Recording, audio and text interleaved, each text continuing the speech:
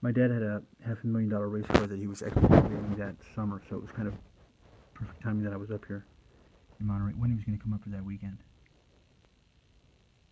I had made a big mistake that I really got tricked into. Couldn't believe it at the time. Um, a moment of weakness. It was just before I went back to LA for my birthday, where I just needed something to chill me out and relax. And what did I look? It was simple. It was air cleaner for a computer. It was air cleaner for a computer.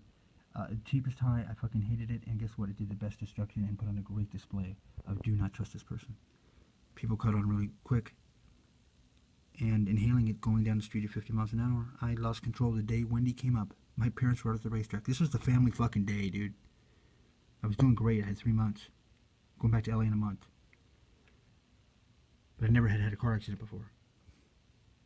So we'll brush that off, but damn. Damn, dude, I totaled mom and dad's car and all this shit. Damn, I don't want to get my dad nervous. It was such a fluke at the time, and they knew I wasn't on drugs, meaning that drugs. I got really even more depressed. When Wendy came up, she caught me doing it, trying to hide it from her as if it was planned. She went out to the backyard, and I remember looking at her. I had never seen her, and I didn't even see her face, in a position of, I could tell she was under some sort of, she was having a meeting with herself, as if we have to meet up, it's happening. In my opinion, that was the moment of break. That was the moment of break, and it was diabolically put together. She went through the rest of the weekend being with me, and I don't know how she did that, but there's no doubt when I looked in her eyes, and that's the kind of relationship we had. Fuck the poetry, dude. It wasn't that she was trying to hide her eyes. She tried so hard. The light was gone. The light that said, I love you, Dawn, and I'm never going to leave you. I didn't really know it was always there, but now it was missing. And I freaked out. I said, wait a second. You are going to come back up, and, I'm going to come back down. Just call me and we'll see how things go. That had never been missing since almost the day we met.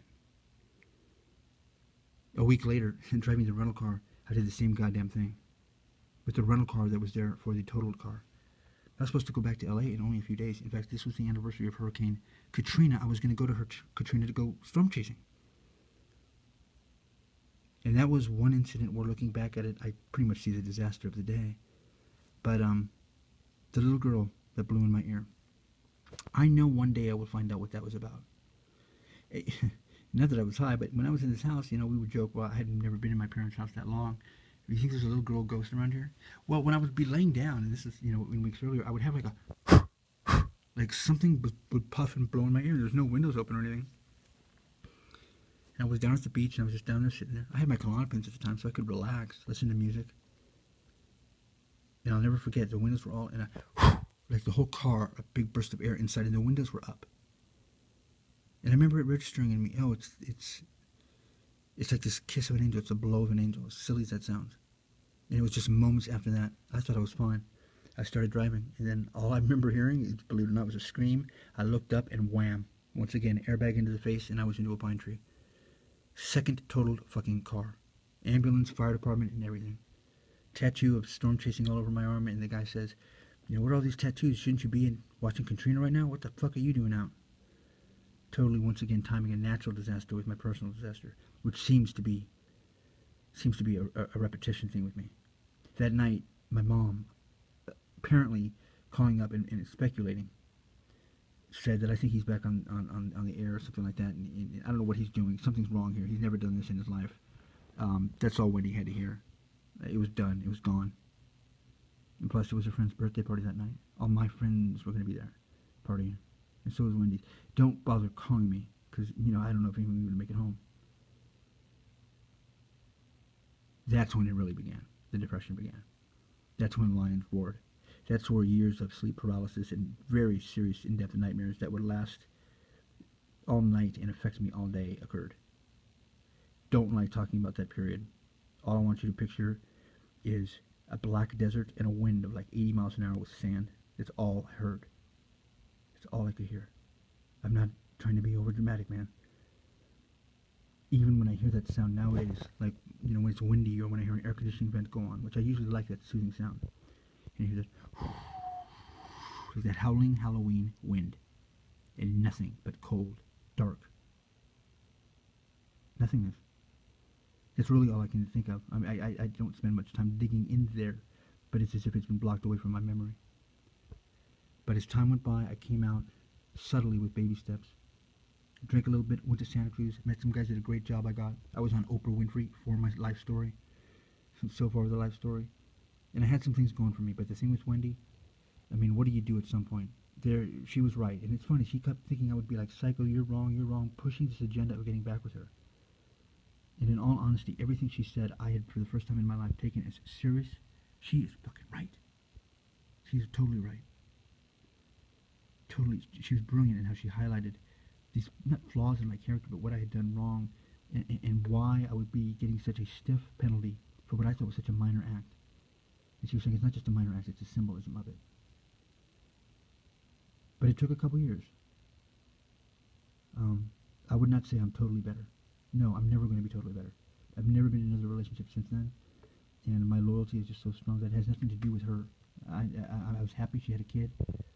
I'm led to believe that all of this went down because my destiny was not to have a kid. If you told me that 5 years ago, what would I tell you?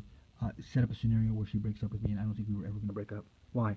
Because then she has a chance of meeting another guy, and she might be able to have a kid. And everything I constructed in my mind actually happened.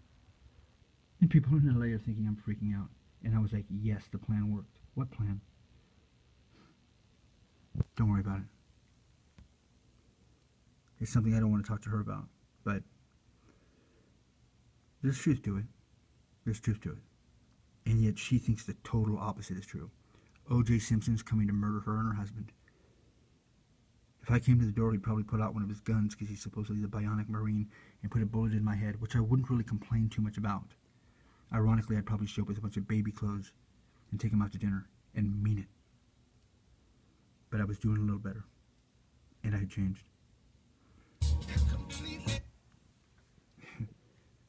Yeah, changed my tune.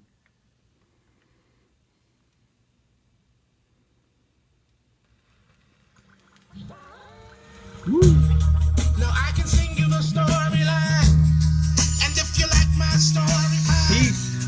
but ain't none of the glory mine. See, my life was a lonely one, and I was their mama's only son, with no idea what I'm gonna become.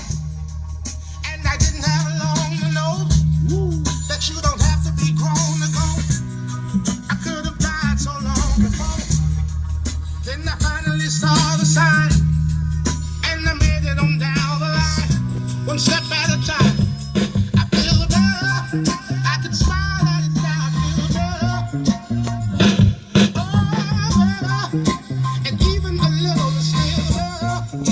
Oh, I wrote this verse. oh, it's probably